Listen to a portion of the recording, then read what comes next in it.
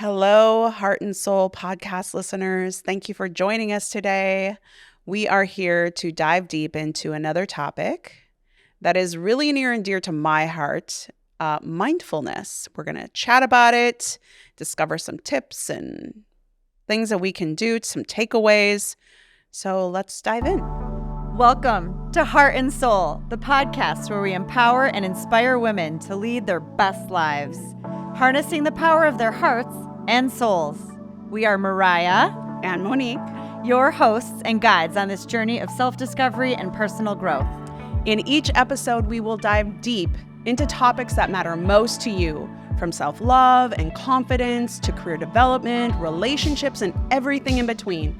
We believe that every woman has a unique strength and inner wisdom waiting to be unleashed. Join us as we cover insightful heart and soul-centered topics and interview incredible women who've overcome challenges, chased their dreams, and found their true purpose. Through all of this, you will discover practical tips, strategies, and real-life stories to help you navigate life's twists and turns. For whatever season of life you're in, this podcast is your safe space to explore, learn, grow, and possibly even laugh and cry with us. So grab your headphones, maybe your favorite drink, and we'll embark on this transformative journey together. With heart, I'm Mariah. And with soul, I'm Monique.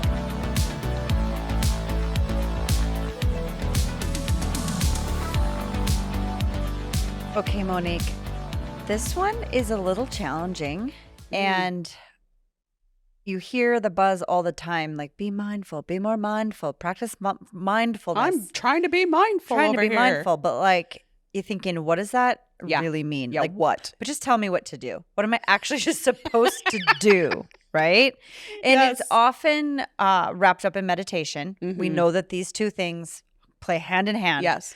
But it doesn't have to be only meditation. And I think that's where we wanted to separate it out as a topic, because you talked beautifully about meditation and its benefits, but mindfulness can be something else as well. You know, they're interlaced, but there are other ways to achieve mindfulness. Yes. So that's why we thought it was deserving of its own episode, right? Yes, absolutely. So also known as like living in the present moment. Yes. I think that's a good way to explain what mindfulness is. The chatter of the brain is quiet. So And you're here in the now.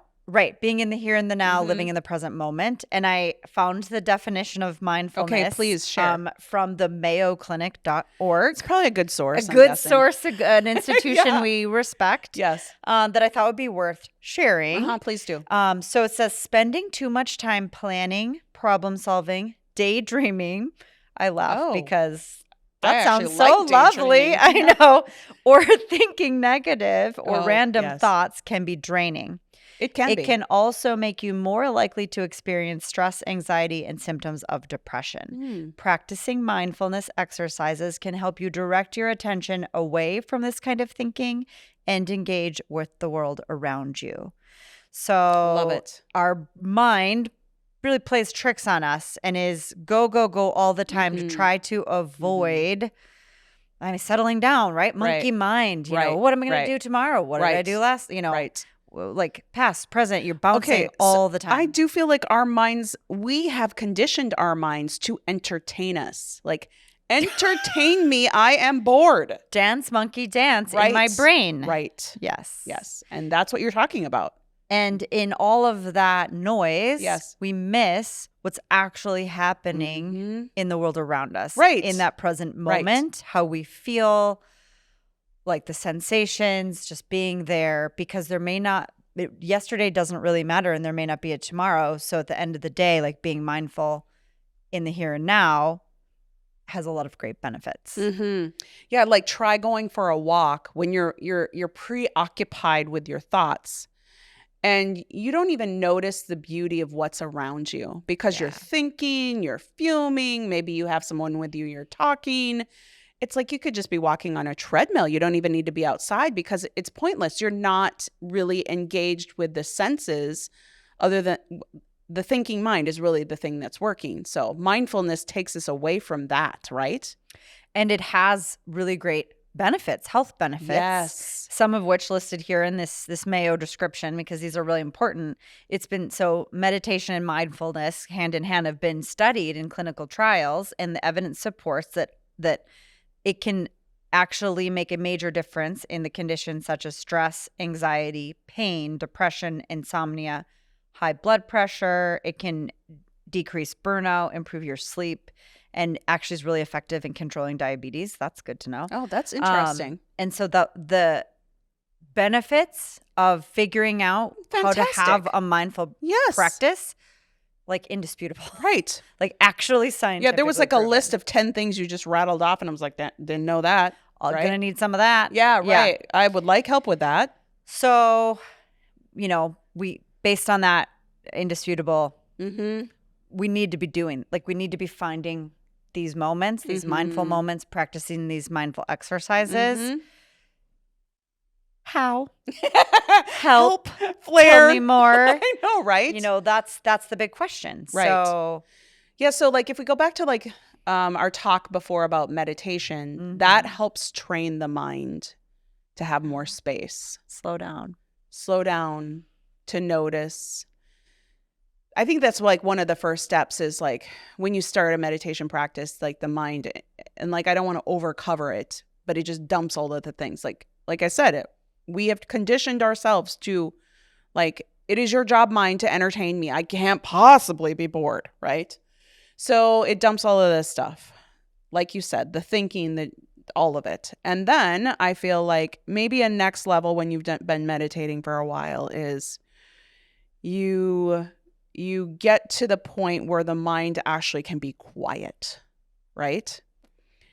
A lot of us also will use meditation, for me with Kundalini Yoga, I'll use it to derive or achieve a specific purpose. But I feel like then there's other meditations too, but the real juiciness of meditation is it helps me train the mind. And why do we want to train the mind in a mindfulness practice? I think it's probably because then we can actually notice more than the mind. We are more than our minds, so much more. But think about it. Right? Think about it. We say, think about it. Feel it. Right? Feel it. We also are sensory.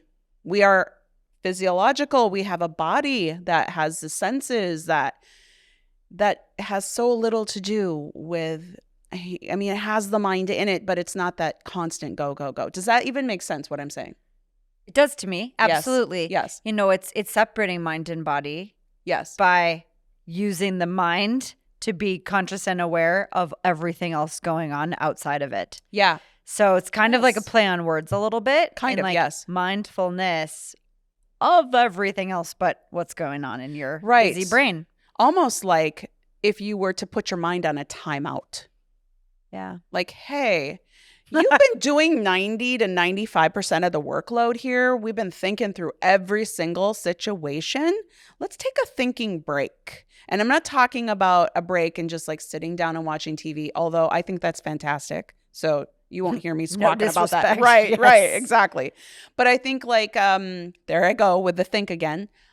I feel like it would be better to feel what's going on in the body, to feel what's going on around you, to be in the present moment.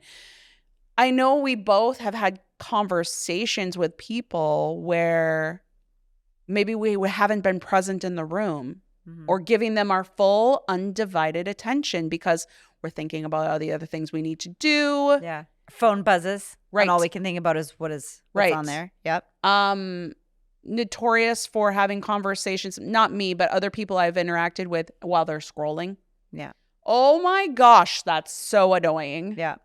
That is not even being present. There's nothing mindful or present about that, right? Right. So something you said kind of leads me into some of the strategies that can help obtain this mindful practice. Yes. So being in our body. Yes.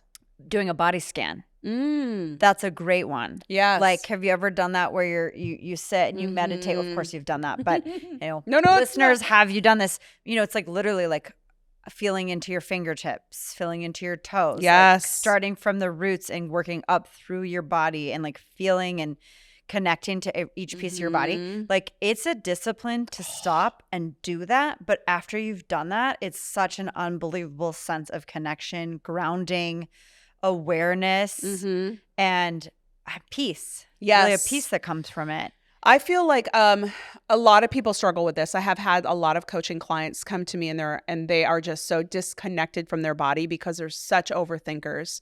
And so there's this book by Louise Hay called Love Your Body. And I get it on audio and I make them play it right before they go to bed at night and listen to her guide you through a body scan. It's so good. Yeah. So you basically, and her voice is like juicy.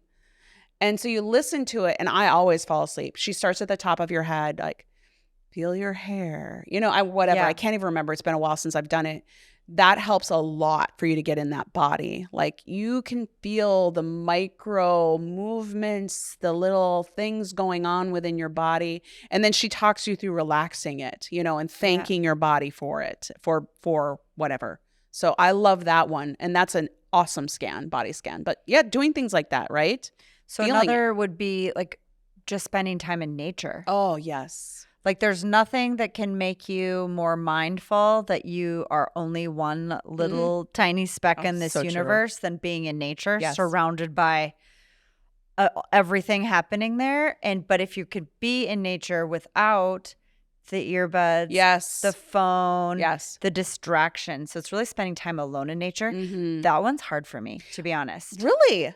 Oh, yeah. That is like, honestly, I mean, I don't get to do it as often as I like, but my favorite thing. So the last couple of years, every year I've gone up to the Boundary Waters with some girlfriends. So you're kind of forced to not have any media. I need to do this. We've talked about this. I need to do this trip. I would love it if you'd come with us. So there's no like charging of the phones. There's not phone service. And something happens. We've talked about this when you're out there. So a couple of things. Food tastes phenomenal when you're outside. You could eat twigs and berries and you would be like, this is the best twigs and berries I've ever had. Because I think we've talked, my girlfriends and I have talked about this. I think the body becomes more alive. It's like, it's in its own element. You're nourishing me. You're like, you're letting me back out. It's like being a caged animal. Yeah. Like I live in a zoo and all of a sudden you're taking me back out to the safari and I get to run. The body can feel it. Give me goosebumps with that. Seriously. No, I don't know of a better way of resetting. So the body can breathe and sense and feel in its natural state, which is like such a beautiful gift of like a reset. And then also I will say for me, sleeping on the ground, as uncomfortable as it is, there's something restorative about resting next to the ground that just grounding. It literally, like I feel restored, like I slept 100 years when I come back. Because count me in. Yes. So that, I mean, there's places like that all over the world, though, like parks. That is a special place. It is. That we're so lucky to live near. Yes. But the same effect can be had from literally just getting yourself into a forest. Yes. Sit by the forest bathing. I'm a beach person. Yeah. So oh my gosh. For me, it would be going and listening to the waves. Yes. Like if I really need to disconnect and think deep and like be in touch with Mother Nature, I'm sitting on a beach listening to the waves. Yes. So, or I'm opening the window and hearing the waves because I'm, by the water somewhere wonderful. But yeah, that's a big one, is that connection to source and to nature becomes more mindful of your present moment. Universe, yes, your present moment. Like there's so much to be occupied in the world that you don't have to be in your mind. I feel like it jars the body out of this thinking state into this being state when you're in nature. I mean, you do the cold water dips. Yes. With one of our girlfriends. Oh my gosh. Does it not reset, restore, get you out of the thinking into the body? Literally like the fastest possible way there is to plunge yourself into freezing cold water. Yeah. Amazing. Boom. Good to go. Right. Yeah. It really, and then it's like a high that really lasts for a while too. But the after effects. Yeah. I think that is a huge mindfulness practice, is being in nature for so many reasons, because you can't help but take in the glory and the beauty around you. But also I feel like what it does to the body is next level. Yeah. Yeah. So then another practice that that I'm aware of and I think is worth visiting is breathing, like breath work. Yes. Deep breathing Yes. techniques. Yes. Connecting to your breath. Yes. We have, mutual friend that's a coach, breathwork coach. Yep. And that has become an amazing modality for people, especially that are maybe not meditators, but they really connect to the breathing. So if you're really struggling with anxiety, there's no better way to calm the body down than to breathe. It's the thing that's with you your whole entire life, from the moment you're born until the moment you die. It is your constant companion and your friend. Oh, right? That's so beautiful. Right. There is a whole book called Breathe that I've read little excerpts of. And in Kundalini Yoga, because I don't know if for those of you who do not know, I teach it and I have an online platform of it. We do a lot of what we call pranayama, breath work. And the reason we use breath for many, many, many, many different things, for desired effects for different reasons, but for the purpose of mindfulness, when your parasympathetic nervous system is just charged and hyped up because of the stress and the anxiety, and your mind is going and going and going, connecting to your breath, the thing that's with you the whole time you're alive, and focusing it and paying attention, just if it's breathing in and out and maybe counting and breathing and counting and breathing, it tells your body, look, we're fine. Look, we're alive. You're going to be okay. Right. Like, I don't know what we were stressed about a minute ago. That stupid mind keeps dropping all that shit in. Yeah. But look it's fine. It's so funny because all I can think about is the classic trope of breathing into the paper bag. Oh my gosh, yes. Right? And like, that's all we could think of to teach people was breathe into a paper bag. Or thinking about like pregnancy breathing. It was like, well, oh my gosh, you learned to breathe in Lamaze classes, but just that one time. Right. But if you didn't even do that, like you never really learned the breath. Turns out just learning how to use your breath is an extremely powerful tool. Yes. To get you in and out of all kinds of things. It gets you in the present moment. Yes. Yes. Gets you right here and now. We're really living in a beautiful time. I feel like as we're having this conversation, really I'm thinking like, there are so many more things available to us that I don't remember growing up with. Yes. Even thinking about like my own children. Our parents didn't have this knowledge. They didn't have these tools. Right. There was like, again, maybe Lamaze classes, maybe a paper bag, but otherwise like breath work, really? Right. But now it's something that if I wanted to take more in-depth breath work class or learned how to cold plunge better, I know. I know how to find that. You have the friends. You have the people. And I want to share that with people. It's part of this podcast too, is like, hey guys, there are tools out there that are not hard to get that will really help you with these things. Yeah. And we're happy to connect. So if you I don't think our community is like that different than other communities. I think other communities have this too. Exactly. But if you're needing help connecting with places or ways resources to do this, like absolutely reach out, because we can, especially if you're in the local area of Duluth, Minnesota, we know all the people that are perfect helpers. But anyways, back to breath work. That's a really good one that you could have some quickly. And also requires nothing. You don't even have to go outside. You don't have to move. Right. That's so true. Right. There's no money involved. Free. You don't have to get out of your chair. Right. You can close your eyes and you don't even have to do that. You can be where you're at and breathe and focus on your breath and be where you are. Be here now. Right. Yeah, I love that. Are there any others that you can think of you want to share that are just great? I'm going to check my list here, because the Mayo had really good. I don't think I could like trump the Mayo. So, paying attention, living in the moment, accepting yourself, and then focus on breathing. Body scan meditation. I love that one. General meditation. Oh yeah, and then walking. I think walking, being in nature, without, that's also ties into nature, but also the just like slightly aerobic exercise. And this is interesting for me to say out loud, without occupying your mind with something in your ears. And that one, so every morning, other than our podcast, unless you're currently listening to this podcast, sorry, I had to do it. Keep going. But Every morning, I get the dogs ready with their little harnesses, and I put my coat on, and then I pop my earbuds in, and then I cue up my podcast list. And I really enjoy that time. Like, I think, for me, that is a different kind of that's disconnection almost, and release and learning. Yes. Great. But every once in a while, one of two things might happen. I leave my phone in the house, so there's no podcast. Earbuds die. There's no podcast. And at first, I'm like kind of upset about it. Then my mind races through a million thoughts.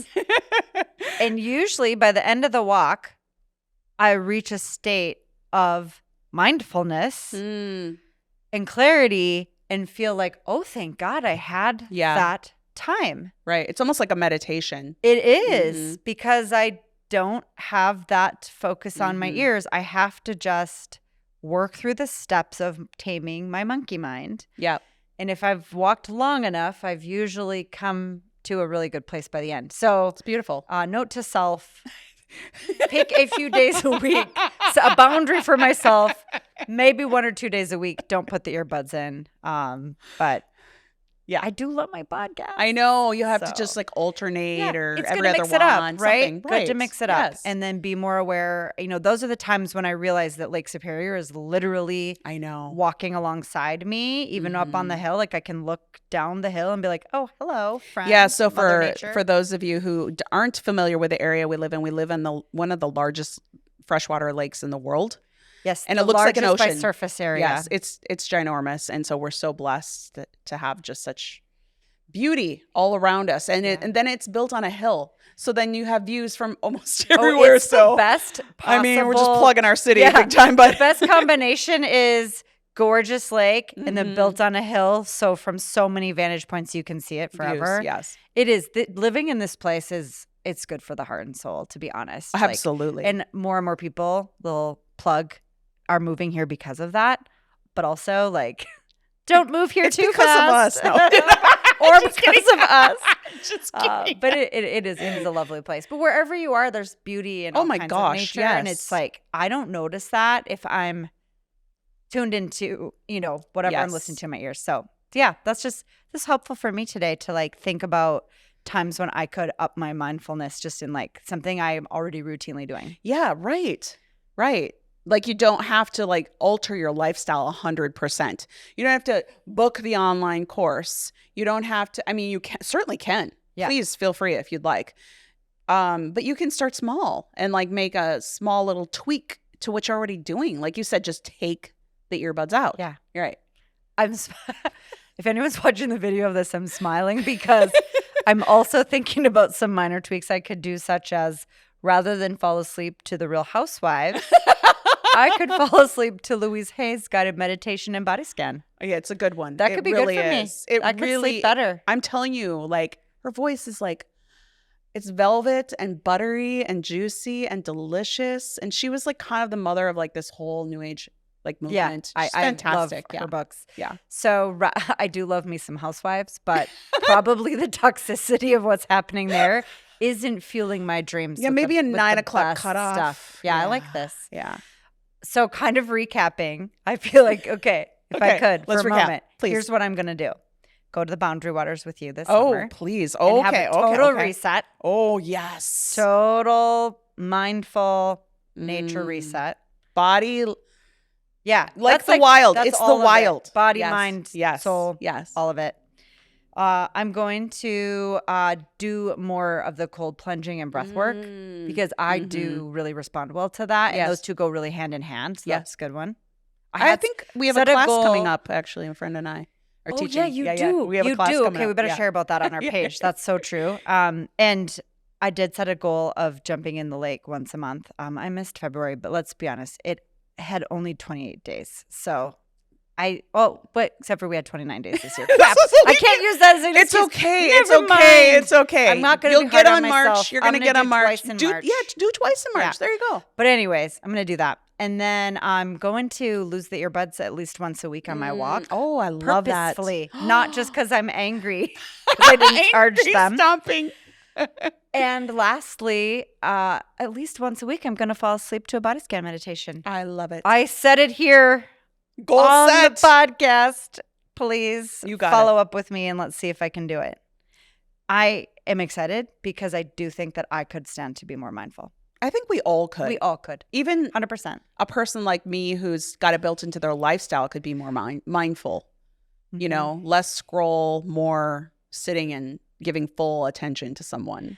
Oh, and there is nothing that will kill the mindfulness like the scroll. Oh, yeah. We could put a whole podcast to that. Guilty, 100%. I am We no all better are. than anybody Yes. else. Yeah. But I think we're maybe becoming a little bit more aware of the I hope so. damage that Yes. it does. Yes.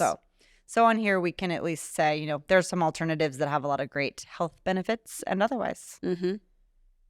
Well, I think we've proven mindfulness. Yes. I mean, the small thing that it is far outweighs not being mindful. Well, you don't have to take it from us. You can take it from the Mayo Clinic. Kind of like a big deal. Yeah, I'm going to go with them. Yeah, me too. I'll believe them. Well, for that episode, it's a wrap, and we hope you've enjoyed hearing about this topic. Agreed. Thank you for joining. Cheers, friends. You've just finished another episode of the Heart and Soul podcast. We hope that you've enjoyed the show, and if you've loved it, we would love if you'd leave us a 5-star review on whatever platform you're listening. You can find links to leave that review in the show notes, where you'll also find other resources that we reference on our show. And if you think a friend could find value in today's episode or any future episodes, please share this episode with them on social media. This is one of the only ways the podcast can organically grow, and we just can't wait to connect with you and all of your besties. You can also find Monique and I on our many social media platforms or our websites, and we're going to leave links to those in the show notes as well. Thank you for listening. We look forward to sharing our hearts and souls with you again next time. With Heart, I'm Mariah. And with Soul, I'm Monique.